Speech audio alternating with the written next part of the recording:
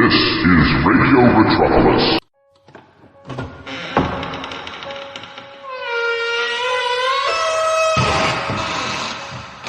Welcome to the Inner Sanctum radio podcast here on Radio Metropolis. Tonight, someone killed Claudia's first husband, and then her second husband, when she picks up a mysterious hitchhiker on the side of the road who seems to know all about her. She is convinced she is the next to die, unless she can secure the police to nab him when he will surely try to murder her. This is The Murder Prophet from September 4th, 1945, here on the Inner Sanctum radio podcast on Radio Metropolis.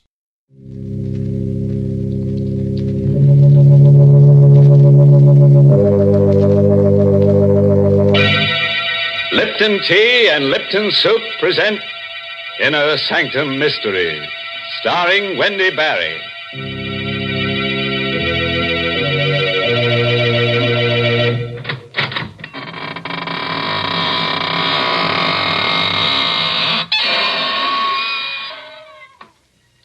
Good evening, friends of the Inner Sanctum. This is your host to welcome you through the squeaking door into a gay little world of homicidal maniacs, vampires, ghosts, werewolves, and assorted forms of sudden and gory death. Friends, if you ever walk through a cemetery at midnight and see a girl whose hair is on fire and is carrying her head under her arm, you know what to tell her, don't you? Just say, keep a cool head on your shoulders, Toots. And run like crazy. I suppose you think that kind of advice will help her. Why, of course, Mary. What else could you say to a girl whose hair is on fire? Wait, I know what you'd tell her. You'd say, my dear, why don't you cool off with a glass of Lipton's iced tea? I declare, you sure think of Lipton's at the strangest times. And now, friends, get ready to try a new kind of Inner Sanctum story. It's called The Murder Prophet. And it's an original radio play by Milton Lewis, who copied it from a tombstone. Yes, and our star tonight is that glamorous Hollywood movie star, Wendy Barrie, who plays the role of Claudia Dale. All right. Clear the floor and give your flesh room to creep. Ready?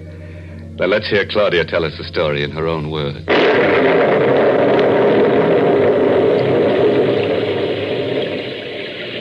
At exactly midnight, I saw him for the first time.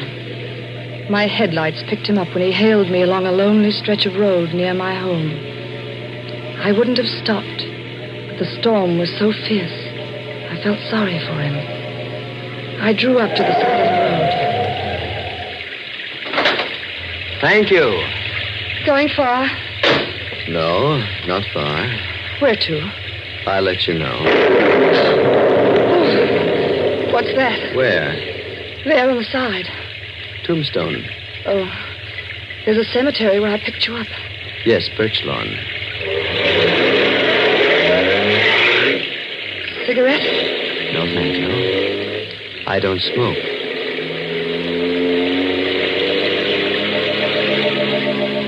He said nothing for a few minutes. In the reflection of the dashboard light, I saw his face for the first time.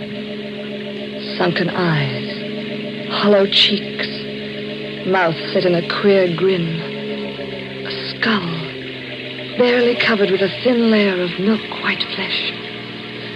With a start, I realized he was staring at me. I've seen you before. Oh, I don't think we've met. No, I know you. Are you sure? Yes. I would never forget someone so beautiful. Oh, really? You're Claudia Dale. Why, yes. You're married to Howard Dale. That's right. But I don't seem to place you. No, you wouldn't. I know quite a lot about you. Do you really? Your first husband was Willard Banks. How did you know that? He died 8 years ago, a suicide. Who are you? You don't know me. Be careful, you're speeding. Oh, I'm sorry. I didn't realize. You're trembling. How do you know so much about me? I just know. Oh, really? I suppose you have second sight or some such rubbish. It is not rubbish. Then tell me where I'm coming from. Pittsfield. You guessed. You went there to visit a sick friend, Martha Wollstone. But you couldn't guess that. You're going too fast. You're losing control. No, I'm not. I'm quite all right. I can go fast if I choose to. I shall go as fast as I wish. Would you care to know more of yourself? No. No, I do not find your little trick particularly amusing. Besides, What else do you think you can tell me about myself? Your future. Oh, nonsense. Your husband is dead. Howard? Murdered. Oh, you're lying. You'll find his body on the floor near the piano of your living room when you get home. There are 2 bullets in his head. Get out of here. Get out of this car. Get out, you hear me? Get out! Very well. It happens that this is where I wish to go. Good night, and thank you, Mrs. Dale.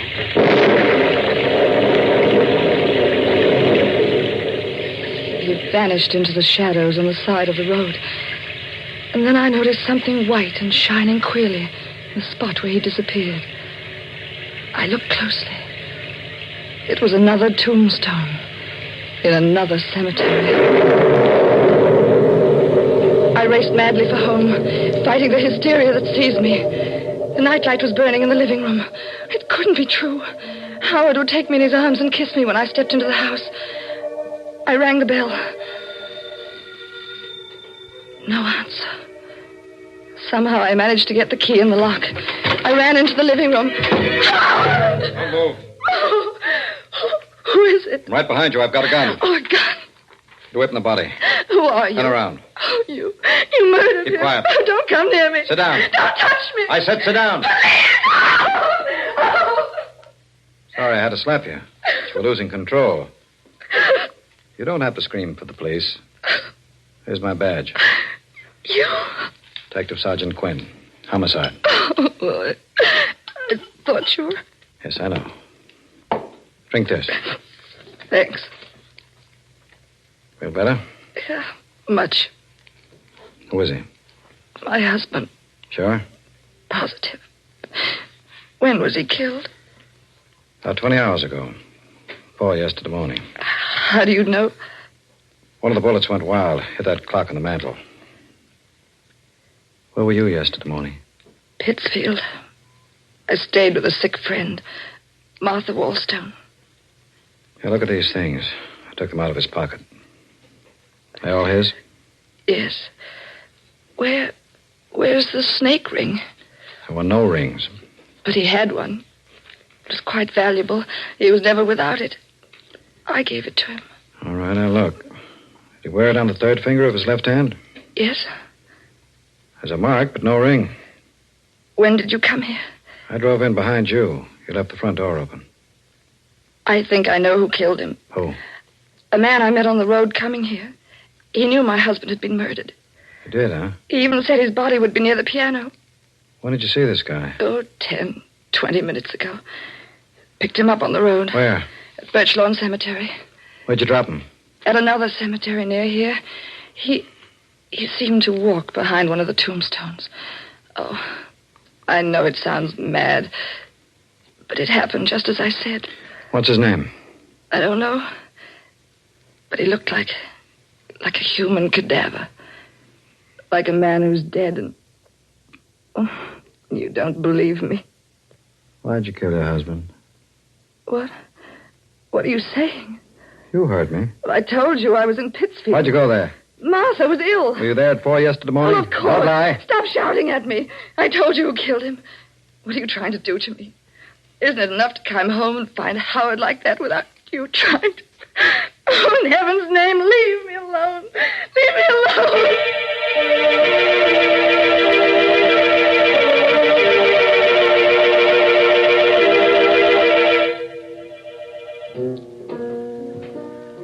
Not a scotch, lady? No, thanks. Here, keep the change. I'm leaving. Sit down, Mrs. Dale. Don't go yet. You? Yes. Won't you please sit down? Yes. Didn't expect to find you here. Nor I you. Are they making it difficult? It's a nightmare. You told them about me? Yes. You shouldn't have. They wouldn't understand. Did you kill him? Would you care for another drink, Mrs. Dale? No. Who are you? I'll tell you later. Why'd you come here? To talk to you. I knew I'd find you here. Yes, you knew. You're not so skeptical now. No. What did you want to tell me? That you are the most beautiful woman I have ever seen, and that I love you. I've loved you since I first saw you 7 years ago, when you came here to live with your husband. Is that why you... Why I killed him? Is that what you meant to say? Yes. I'm not an ordinary man, Mrs. Dale, but I'm not a fool. Now, on this card, you'll find my name, address, and telephone. Do you really believe I'd phone you? Yes. There will come a time when you shall want love. Good night, Mrs. Dale. Good night.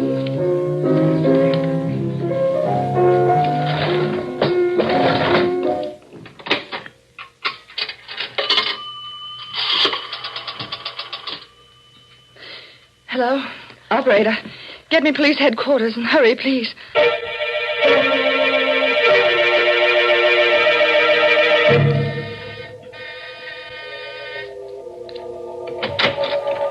Yes? That's him, Detective Quinn. That's Garth Dragman. Thank you, Mrs. Dale. Do you mind coming down to headquarters, Mr. Dragman? Not at all. Did she tell you that I murdered her husband? Yes. I thought she would. I'm not angry, Mrs. Dale, and what I told you earlier this evening still goes. I'll come along right now, Mr. Quinn.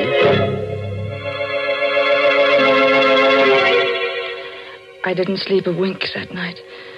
Twice I got out of bed and drove to police headquarters. The lights were blazing in Quinn's office. I went in the third time. I couldn't bear waiting. Oh, Miss Dale. Well? Glad you stopped by. We checked everything Dragman said. Seemed he was in the same bar and grill where you met him tonight when your husband was killed. You believed him? Naturally. Bartender and several regular customers backed up his story. Seems they all left together after the place was closed to play poker. Well, what about the things he said to me in the car? How could he know about the murder before you or I? That I don't know. Perhaps he does have second sight. Odd-looking fellow, isn't he? You can't arrest a man for murder because of that. He's criminally insane, I tell you. I know he is. My dear Mrs. Dale. Oh. What's the use? I loved Howard. I loved him to the point of insanity. Otherwise, there was no accounting for the things I did when I left police headquarters. I was determined to find the man who murdered my husband. It was towards dawn when I made up my mind what to do. I went to Garth Dragman's home. I was about to ring the doorbell when... Don't ring, Mrs. Dale. The door is open. Come in. You were expecting me? Yes, I was expecting you. Do you still think that I killed him? I don't know what to think anymore. Do you want me to find the person who murdered him? Yes, more than anything in the whole world. See, I have strange gifts, Mrs. Dale. And I do believe I understand the mind of a criminal. That mad impulse to crime, that strange, twisted desire to take a living being, a creature of arrogance and power, and make it a corroding, lifeless mass of flesh fit for worms. Oh. You're shocked? Crime is a shocking, evil thing. And only a man with the brain of a genius can succeed at it. And only a man with a greater brain can trap a successful criminal. I'll find your murderer for you, Mrs. Dale. On one condition. What's that? That you marry me. I felt my body turn to ice. I knew I was talking to a madman. I was sure I was talking to the man who'd murdered my husband.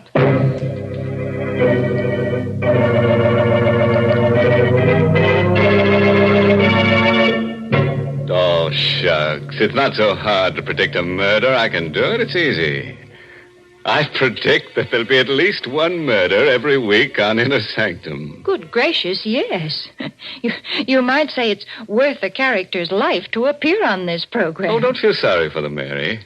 Don't forget they can always make a comeback as a ghost on next week's show. Let's get back to the other world now. The world of creeping, crawling horrors. I'll bet you think that Garth Dragman can't really foretell murders. Or do you think that Claudia doesn't have the courage to trap this homicidal Romeo? Or is he the killer? Well, We let our star, Wendy Barrie, in the role of Claudia, tell you. Go ahead, Claudia. Shock him into the shakes. 2 weeks later, I married Garth Dragman. He was the strangest man I ever knew. He would disappear for days at a time, and then suddenly turn up without warning. He had all the money he wanted, yet I never knew where it came from. There was a closet in his room which was always kept locked and bolted. I knew from the way he acted about it that the closet contained the answer to all the things I wanted to know about him. One night while he was away, I obtained tools and tried to force the lock. Good evening, Claudia. Oh, Garth. You didn't expect me back, did you? No, I knew you'd try to open that closet someday. Well, why do you keep it locked? So that no one but myself shall know what's in there. Not even I? You in particular. But, Garth, You'll not attempt to open it again, will you, Claudia? No. Forgive me for striking you. I'm not quite myself tonight. I sometimes do things I regret when these moods come upon me. He sat down. He seemed terribly exhausted, completely spent. But there was a strange, wild light in his eyes. He seemed like a man intoxicated with some strange drug that few men know the taste of. You do forgive me, don't you, Claudia? Yes, of course. See, it's something that few people know, Claudia, but a person who has extraordinary powers carries an extraordinary burden. You mean your gift of prophecy? Yes, I didn't want to mention it. It seems to upset you so. It doesn't frighten me any longer. Did you read in the newspaper about a woman's body being found in the river? She'd been murdered, garroted. Yes, it was in this evening's paper. They don't know who she is. I can tell you who she is. Josephine Ford. The stupid girl, Claudia. I could have told you that she'd been murdered 3 days ago. How do you know these things? Because I see them. A sort of vision. Now I'm seeing another vision. It's a house, 346 Harbor Street. Near the waterfront. A young woman lies in bed reading. She's very attractive. In an hour, she'll be dead. When the police come, they'll find her body decapitated. The criminal did this to destroy her identity. But who is the criminal?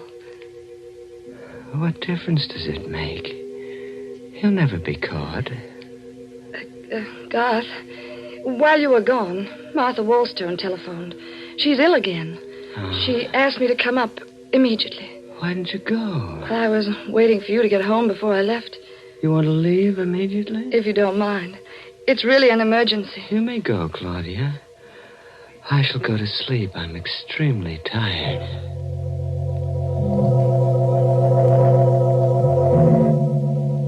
It took only a few minutes to get to the waterfront. I found the house at 346 Harbor Street. I went in.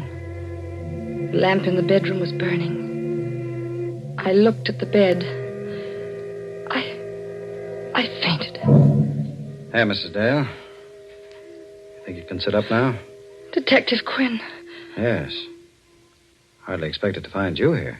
I came because Garth Dragman predicted this would happen. Oh, Mrs. Dale. You still don't believe me? You're a strange woman, all right. You accused this man of killing your husband, and then you married him. I suppose you're going to accuse him of this murder, too. Yes, this and heaven only knows how many others. Mrs. Dale, do you realize that you haven't got a single piece of evidence to back up your contention? I'll get the evidence tonight. Will you let me have a gun? No. Will you be near my house? I'll need protection. Oh, after all. What must I do to convince you what he is? I've risked my own life. I'm willing to risk it again. He's a monster. You're going to wait until he murders me before you believe what I say. All right. I'll give it a try. I'll come back to your house with you. If you want me for an emergency, smash the window pane. We drove back together. I dropped Detective Quinn on the corner. The house seemed deserted when I came in, but I wasn't taking any chances. I went to the kitchen, got a knife, hid it in the folds of the long-sleeved gown I was wearing. I went into Garth's room.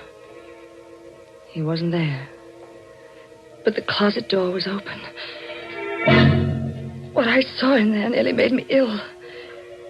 Clothes. Garth's clothes. Some of them soaked in blood. I forced myself to examine them. Then I found something that made my heart beat faster. A little jewelry case. I'll take that, Claudia. Oh, God. Give me that jewelry case, Oh, no. please. No, don't take it. Thank you.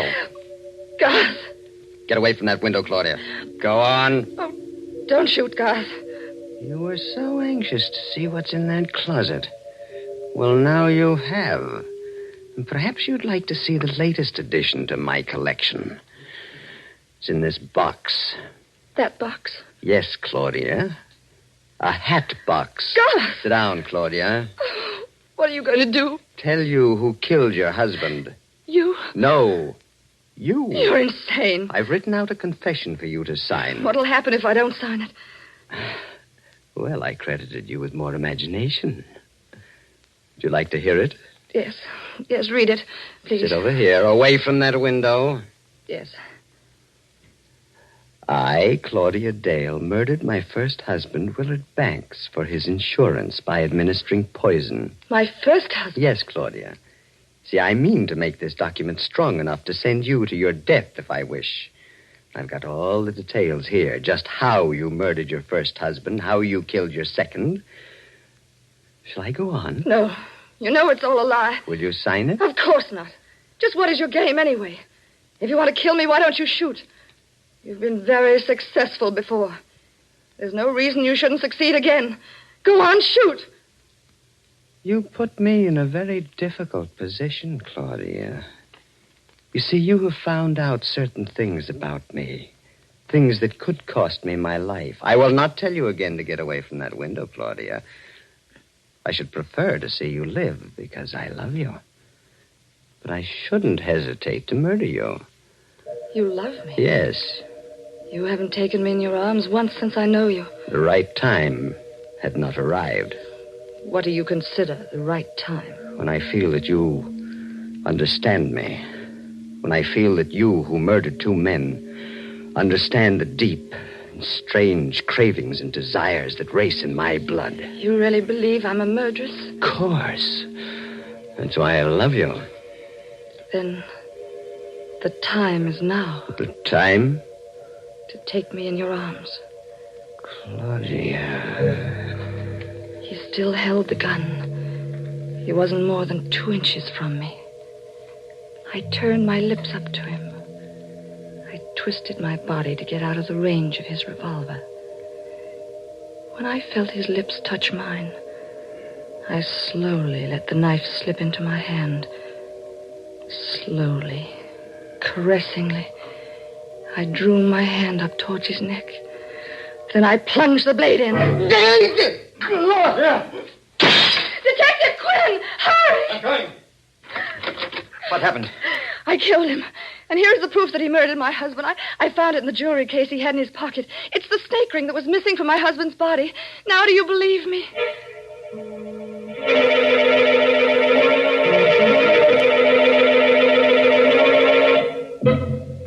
That's the whole story.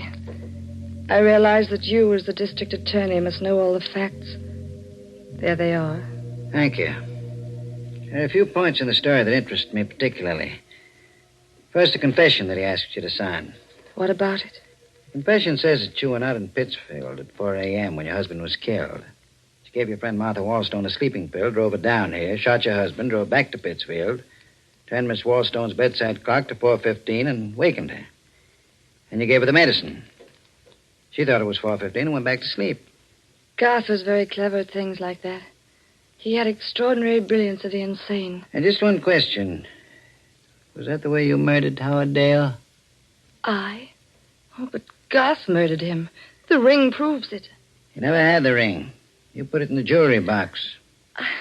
I can't believe what you say. Garth was a homicidal maniac. He predicted the death of the people he murdered. My dear woman, don't you know yet? Know what? Garth Dragman was a detective working out of my office. That's how he knew about those deaths. He was put on the case because we suspected you of murdering your first husband as well as your second. A detective? Yes. And you're going to die for killing him. It's extremely daring and clever of you to murder him. But you never would have gotten away with it if he hadn't kissed you. He kissed you because he fell in love with you. That poor fool.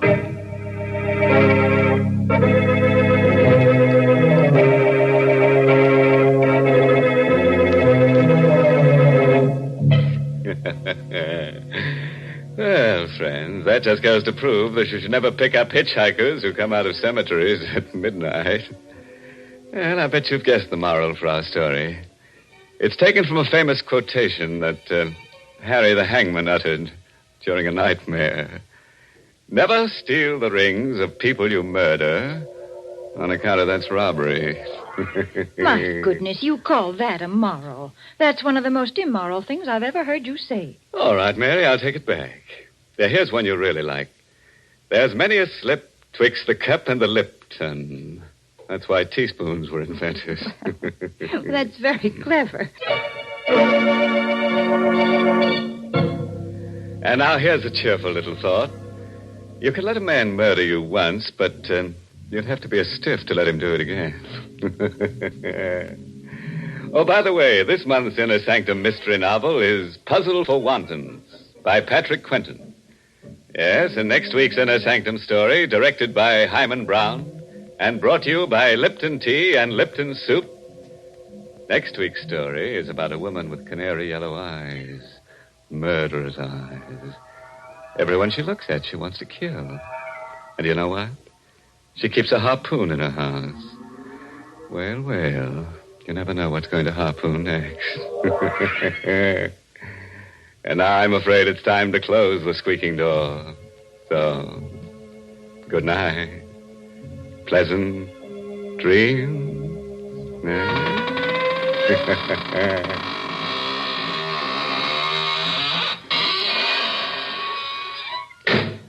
This is CBS, the Columbia Broadcasting System.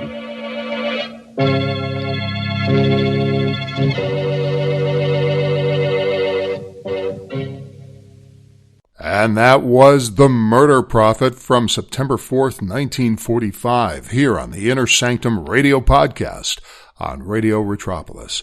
I really enjoyed this episode as I was pleasantly surprised by the twist ending.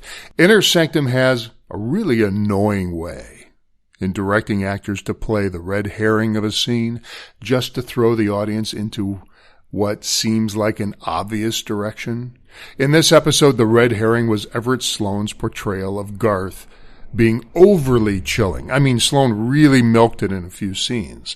At the beginning with his ghostly delivery, since we thought he might be some kind of phantom who appeared on the side of the road. And especially in the final scene, he changed it up again to sound like some serial killer crossed with a mad scientist.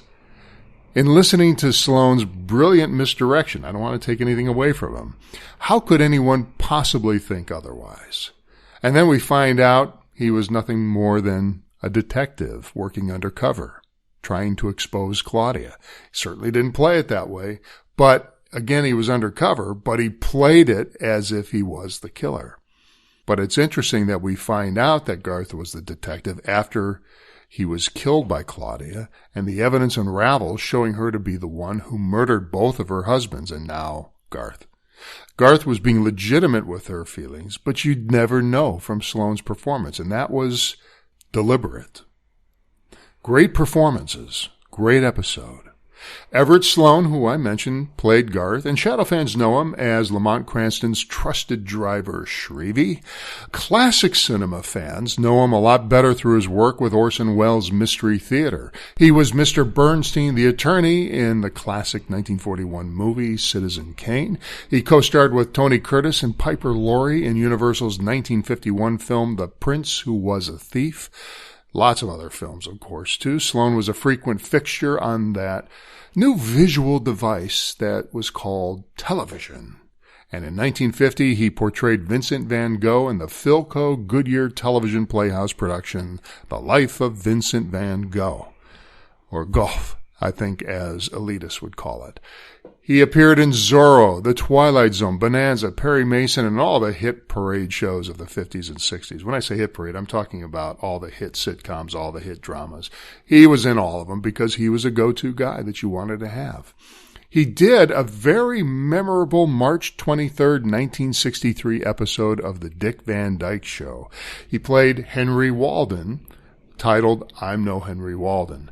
As great as Everett was in that episode, and I highly recommend you watch it, the episode's scene stealer, however, was Doris Packer, who played the wacky, aloof Mrs. Huntington. Make sure you check it out. Very funny. Sadly, I hate ending on a sad note, but it's story, it's history, it's fact. Everett Sloane committed suicide as he felt he was going blind. Just 2 years later, after this Dick Van Dyke episode, he died on August 6th, 1965, at the age of 55. And Wendy Barrie, as mentioned by our host, played Claudia Dale. She was last heard in the episode Girl in the Gallows. That was the Inner Sanctum episode I'm talking about from May 1st, 1945, and we had spoken about her at length. Just to recap, she's best remembered for her portrayal of Jane Seymour, The Private Life of Henry VIII in 1933. She made frequent appearances in the Saint movies starring George Sanders. Of course, Roger Moore did the TV series. She was once engaged to Bugsy Siegel. She was also the inspiration for Wendy in the Peter Pan story, in which that character was named after her, since her godfather was Scottish novelist playwright Sir J.M. Barrie, who wrote Peter Pan. She ended up taking his surname as her stage name. Wendy Barrie died on February 2nd, 1978. She was 65. And Milton Lewis wrote the story tonight. He is best known for Dashiell Hammett's The Thin Man Mysteries from 1945 to 48. He, of course, worked with Hyman Brown here on Inner Sanctum from 1945 to 1951. And that will do it for us tonight. That was The Murder Prophet. Great episode from September 4th, 1945, here on the Inner Sanctum Radio Podcast on Radio Metropolis.